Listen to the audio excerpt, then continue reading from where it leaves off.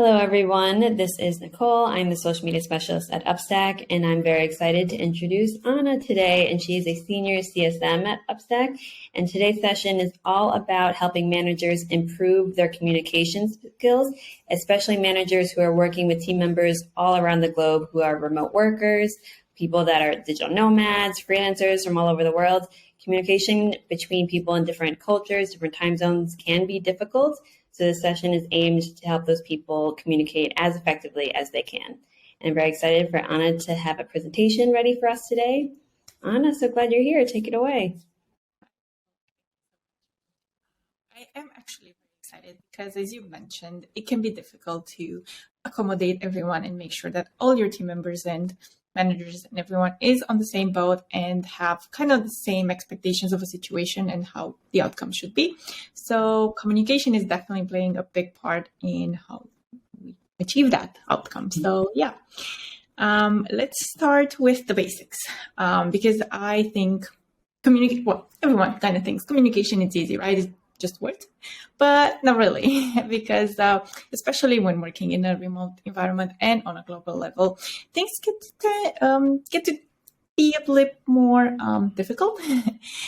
So let's first look at what English actually is. So when it comes to communication, English is kind of the standard, right? We call it lingua franca, which is the common language. Having a default language means everything gets to be easier. People all around the world understand you and they adhere to that, so it's easier for them to get aligned and get things done. But it does have its challenges. As languages are complex and forever evolving, we find a lot of slang, like jargon, idioms, and so on. So what do we do when we start becoming more culturally specific? Well, this can become a problem because different individuals tend to interpret things in different ways, right? So that can lead to a breakdown in communication. That's why the solution to this is actually simple. It's a variant of English called Global English, which has actually been linked to a company's ability to innovate globally. So let's look a little bit and understand what exactly Global English means. So it's a type of English that focuses on clarity. It has minimum references to anything culturally specific. It's a style of both obviously written and spoken English that has been optimized for clearer and more accurate communications on global teams. So how can we bridge the gap? So first, I would say to limit abbreviations.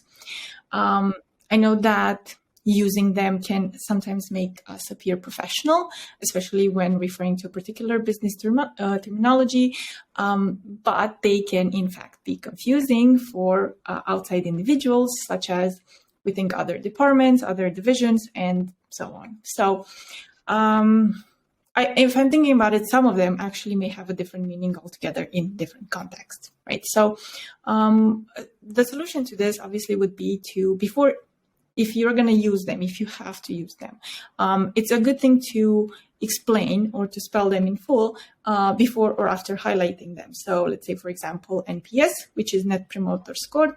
If you want to say, well, we found that when we're doing this, it actually affects our NPS, and then in parentheses, you put Net Promoter Score. Yeah. Great. So let's move on to the second thing that it's important.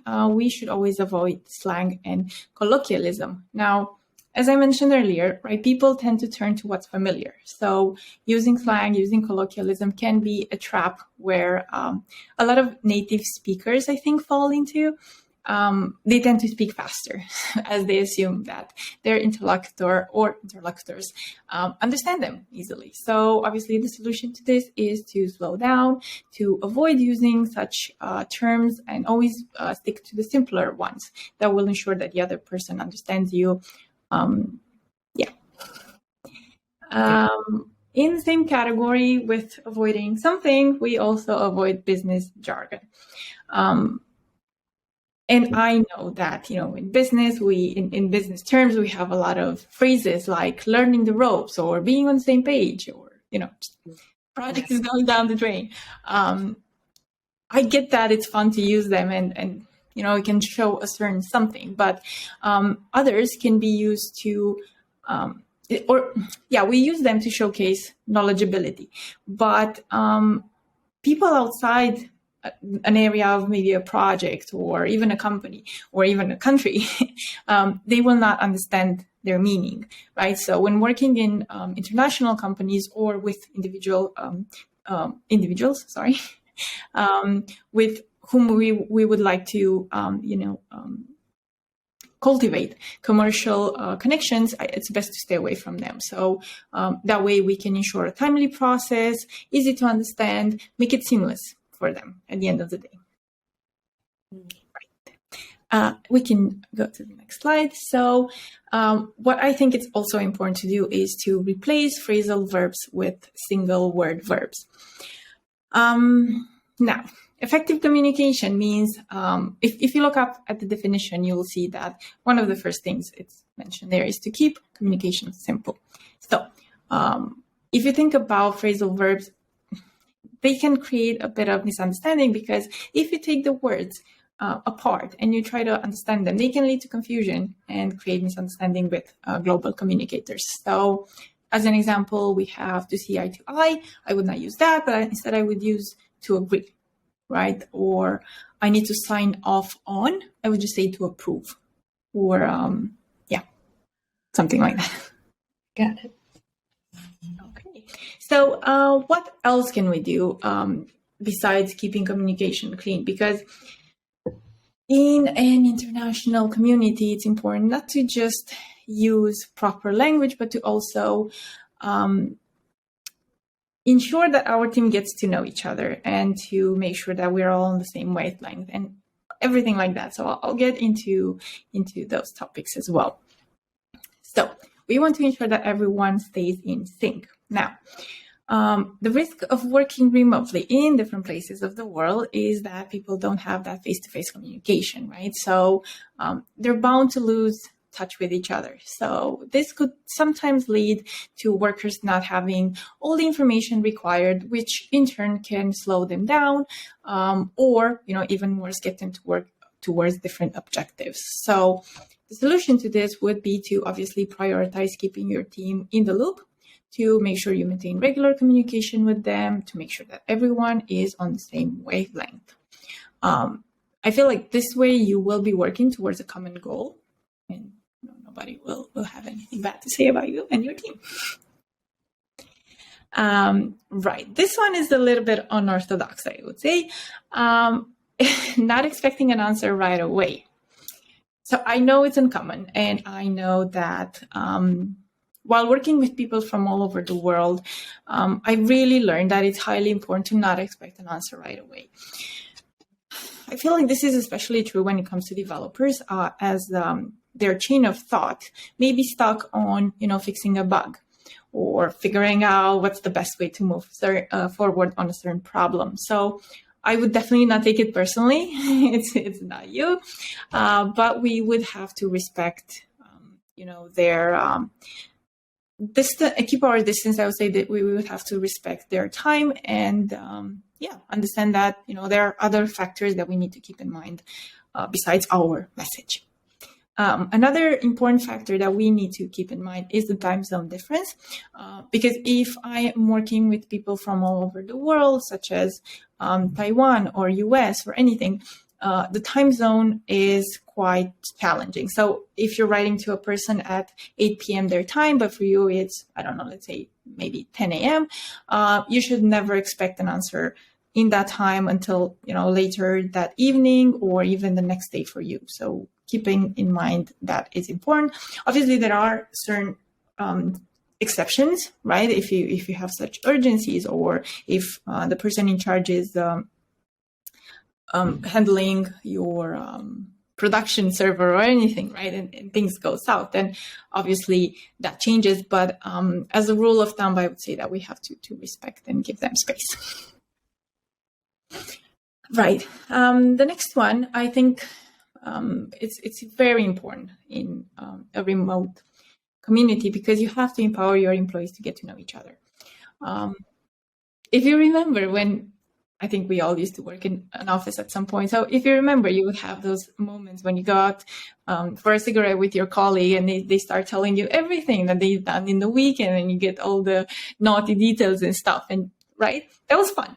The thing is, you can still do that, even if you get to do it from the comfort of your own home. So I agree that remote teams don't have the organic opportunity, right, to bond with each other. But that's why companies and managers need to step up and do an extra effort in order to encourage this. So some of the benefits for doing this actually would be to improve the way they work together, obviously, to make for a more relaxed working space and better communication between teams. A solution and something that we have been doing in UpStack, and I think it's really great, is organizing virtual lunches where a company gives out Uber Eats vouchers to all employees in a team. And that way they can get together, they can have a meal, share moments of their life, have fun, whatever. Another really fun idea is to have virtual coffees, right? I've noticed that the tendency is for them to happen every Friday.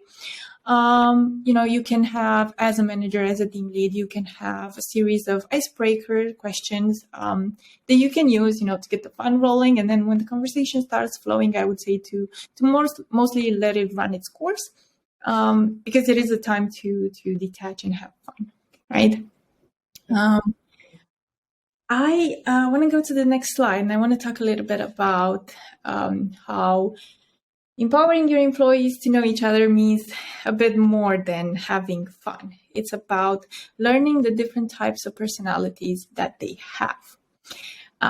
So there are a few personalities that we need to address and we need to keep in mind when talking about an effective communication in a remote environment. So I would start with the most obvious one, which is the dominant personality. So people who tend to have a dominant personal style, they love action, they're focused on results. I feel like they always have the big picture in mind. So what you need to do with them is just get straight to the point, stay on topic, have some in your head, some follow-up questions, because they will appreciate that, and expect them to be blunt, to be decisive, not really considering anything but the logical decisions. Then we have the socializers. So I feel like socializers are just your classic people, right? They're friendly, they're upbeat, they thrive on interpersonal relationships. So communication with them is fairly easy, honestly. You just have to approach them in a casual manner. I think if you have a sense of humor, that's when you can let it show. Another thing for them is to put everything in writing. It really helps because they will need to refer to that later after a verbal communication. And you do have to expect them to be a little bit too optimistic about ideas, as well as their abilities to move around those. The third type of personality is the steady one. So I feel like these are the people that you would find in customer support or IT help desk. These are the people that value consistency, stability, loyalty. With them, I think it's highly important that you practice active listening. You need to confirm with them what you've just heard by summarizing, asking, "Hey, what you're saying is this. Am I correct?" Probably yes. So for them, it's really being on a relaxed vibe. Break the ice by acknowledging a recent contribution they made. You can do that as well. Really helps. And I would say that the last type of person is the conscientious ones. They are the ones that prioritize precision and place a high value on competency. They're not really unfriendly, like you should not take it personally, but let's say that they would not be telling you what they did last weekend or anything like that. They will just focus on the task at hand. In order to communicate with them, you need to provide as many details as possible. You need to be organized. If you can create a chart or a system, they would be happy to go through that. You just need to give them clear expectations. and they will work independently because they're really good at that. And what I've noticed, another feature of them is the fact that they are used to double checking, triple checking everything before making a decision. So they really want to make sure that they're not losing any aspect in the decision making process. Makes sense. Yeah, I would say that's it from my side. These are a few of ideas that I thought of. Obviously, there are many out there, but that's it from my side. Awesome. I think really appreciated that. I think it was very insightful for managers to know that the bigger their team scales, the more work they're going to have to do to like figure out how to communicate between people that have such different communication styles, like you mentioned. So I think that's one of the most challenging aspects. So I'm glad we have this for managers to look back onto and to really put that into perspective. So one of the challenges that I was thinking that a manager might anticipate, especially in this remote environment, is, you know, with people in different time zones, it's very likely that like a manager will send a message at, let's say like in the afternoon their time, but it might be like super early morning for someone else across the world. So how would a manager or should a manager approach making it very clear that they don't have to answer messages right away when some people might feel anxiety about like, if I don't answer this right away, they'll be mad or anything like that? Like, how is that a good way to approach that conversation? Yeah, absolutely. That's a great question. So I want to start by talking a little bit about, as you said, anxiety and all that. So I do feel that as the world picks up and we're always in a constant hurry, like there is an increased number of things that are becoming instant. I feel like communication should not be one of them. We should not put even more pressure on our teams because, the side effect of this is that you never really get to take a break. Anxiety increases, like you said, and you can also not reach depth in your work, which is something that I was mentioning earlier. So less communication would mean more efficient communication, right? So one of the things that you can do in order to not put so much pressure is to get to the point, meaning say is hi in the same message, hi, hello, and then you can go to your topic and say that, because sending multiple messages means multiple interruptions and, it's wasting everyone's time and attention. So definitely first step, obviously in all this would be to just create a cohesive message that has all the information you have. And I would at the end say, this is not extremely important. You don't need to answer it now, but we do need a timely reply, right? It can be a few hours. It can be up to 24 hours. I think it should be acceptable if it's not an urgent situation. But what I usually do is we mentioned that from the beginning, like while communication is very important for us, it doesn't mean that you have to reply within 3 minutes. Take your time, especially if you are caught up in a project or if you're doing anything else.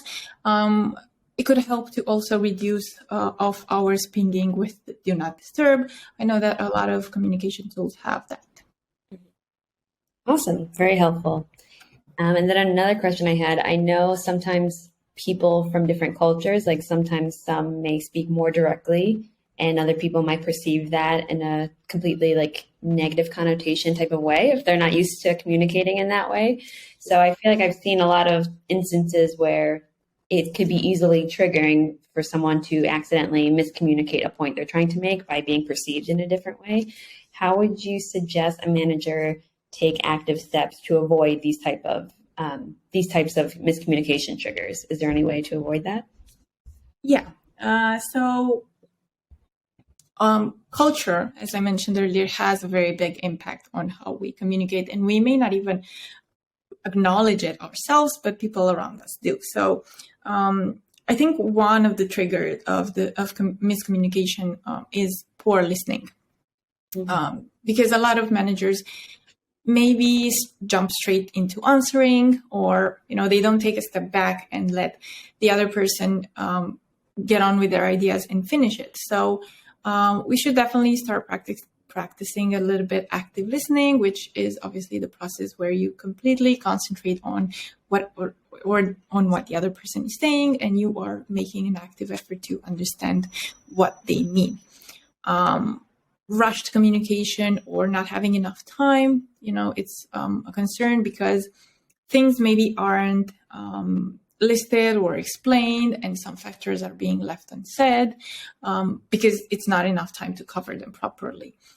Not reading between the lines, I think, would be something that you mentioned, because people don't always say what they're thinking, but they can sometimes show it.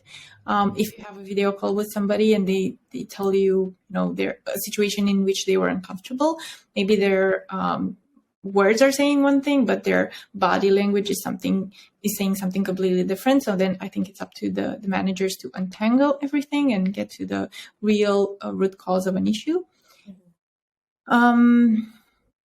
Assuming understanding, I think, because we sometimes tend to agree to things without completely understanding what we're saying.